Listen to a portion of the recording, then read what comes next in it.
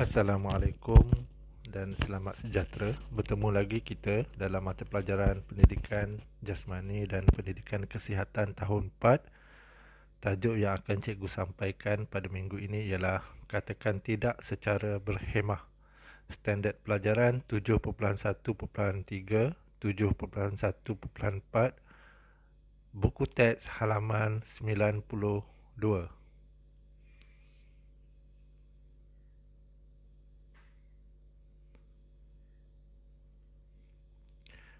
Bagaimanakah cara untuk mengelakkan pengantunan seksual kanak-kanak? Murid-murid, sebenarnya kamu boleh mengelakkan pengantunan seksual kanak-kanak dengan berkomunikasi secara berhemah, tetapi tegas, seperti contoh-contoh di bawah.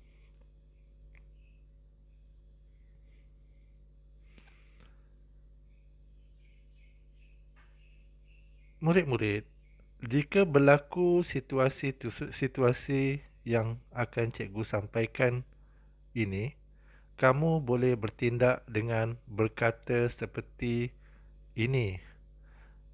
Jika berlaku situasi jika ada seseorang ingin mengajak kamu makan atau minum secara bersendirian,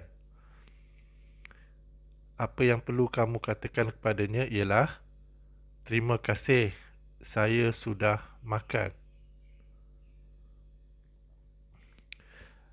Jika berlaku pula ada seseorang ingin memberikan kamu hadiah atau barangan tanpa sebab tertentu, katakan pula kepadanya, terima kasih, tetapi ibu bapa saya tidak membenarkan saya menerima hadiah tanpa pengetahuan dan kebenaran mereka.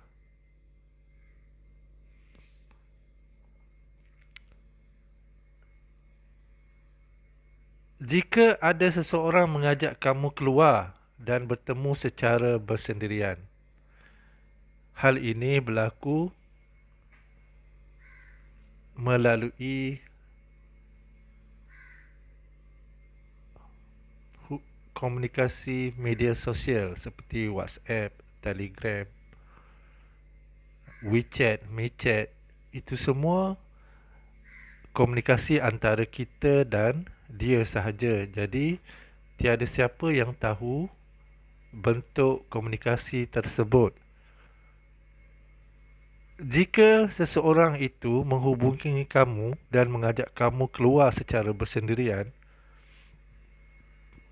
ataupun kamu berjumpai seseorang di taman permainan, di luar rumah atau sebagainya, dan dia mengajak kamu keluar secara bersendirian, katakan kepadanya, minta maaf, saya tidak boleh keluar tanpa pengetahuan dan kebenaran ibu bapa saya.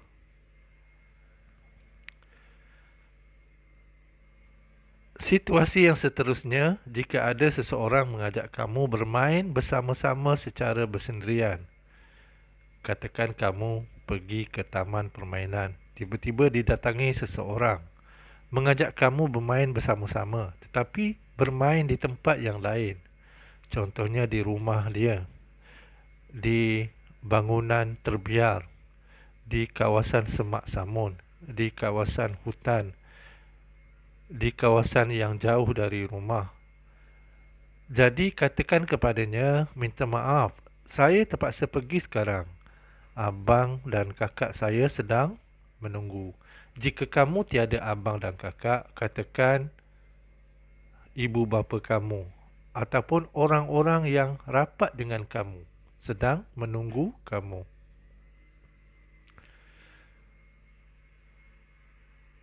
Baiklah murid-murid, jika kamu mengalami situasi-situasi yang cikgu katakan tadi,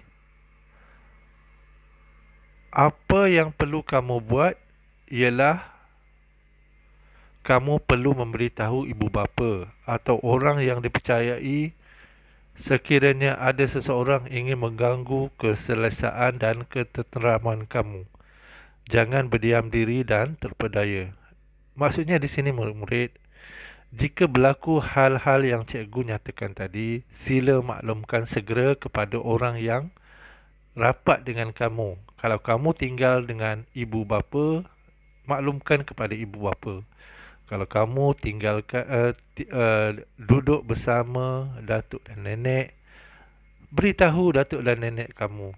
Jika kamu duduk dengan ibu dan bapa saudara, maklumkan kepadanya. Jika kamu duduk dengan kakak ataupun abang, maklumkan juga kepadanya. Kamu tak boleh mendiamkan diri kerana sebenarnya kamu berada dalam ancaman yang serius.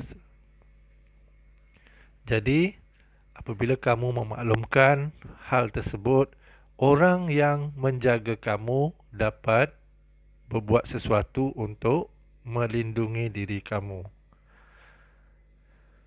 Ini adalah beberapa contoh kanak-kanak dan remaja yang hilang. Sudah bertahun-tahun mereka tidak pulang ke rumah. Kemungkinan ada di antara mereka ini menjadi mangsa pengantunan seksual kanak-kanak. Oleh itu, cikgu harap murid-murid sentiasa berhati-hati apabila berlaku situasi-situasi yang kita belajar pada hari ini. Baiklah murid-murid, seterusnya latihan di rumah. Murid-murid buat latihan dalam buku tulis.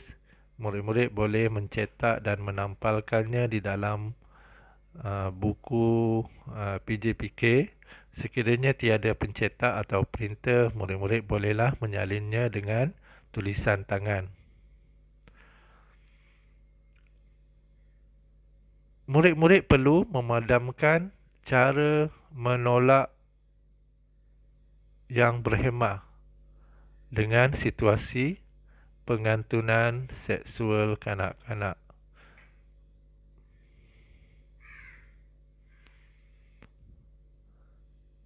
Baiklah murid-murid, ini sahaja pelajaran kita pada minggu ini.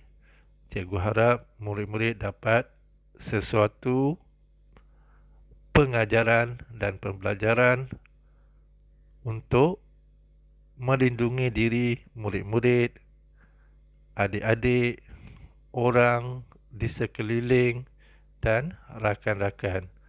Sekian, terima kasih.